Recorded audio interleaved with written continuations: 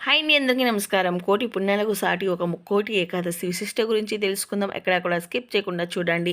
ఏడాదికి 24 ఏకాదశిలు వస్తాయి. సూర్యుడి ఉత్తరాయణానికి మారే ముందు వచ్చే ధనుర్మాస శుద్ధ ఏకాదశిని వైకుంఠ ఏకాదశి లేదా ముక్కోటి ఏకాదశిగా పిలుస్తారు. సూర్యుడు ధనుస్సులో ప్రవేశించిన అనంతరం మకర సంక్రాంతి వరకు జరిగే సమయం మధ్య ముక్కోటి ఏకాదశి వస్తుంది. ఈ రోజున వైకుంఠ వాకిళ్లు తెరుచుకుని ఉంటాయని వైష్ణవ ఆలయాల్లో గల ఉత్తర ద్వారం భక్తులు భగవంతుని దర్శించుకుంటూ ఉంటారు. శేషతల్పం మీద శయనించే విష్ణుమూర్తిని దర్శించుకోవడానికి వైకుంఠానికి తరలివచ్చే ముక్కోటి దేవతలతో కలిసి స్వామి భూలోకానికి వచ్చే శుభ సందర్భం వైకుంఠ ఏకాదశి. పరమ పవిత్రమైన ఈ రోజున ఉత్తర ద్వార దర్శనంతో స్వామిని దర్శించుకుంటే ఆ జన్మల పాపాలు తొలగిపోయి పుణ్యలోకాలు ప్రాప్తిస్తాయని చాలామంది నమ్ముతుంటారు.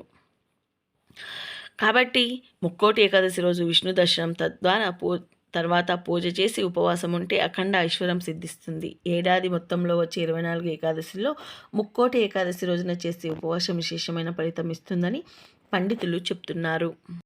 వైకుంఠ ఏకాదశి అనే పేరులో వైకుంఠ ఏకాదశి అనే 2 పదాలున్నాయి. వైకుంఠ శబ్దం అకారాంత పులింగం.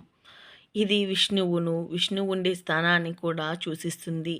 సాక్షస సమన్వంతరంలో వికుంఠ అనే ఆమె నుండి అవతరించినందున విష్ణువు వైకుంఠుడయ్యాడు. అదే కాక జీవులకు నియంత, జీవులకు సాక్షి, భూతములు స్వేచ్ఛ వివాహాన్ని అణచివేసేవాడు అని కూడా అర్థాలున్నాయి. ఈరోజు మహావిష్ణువు గరుడ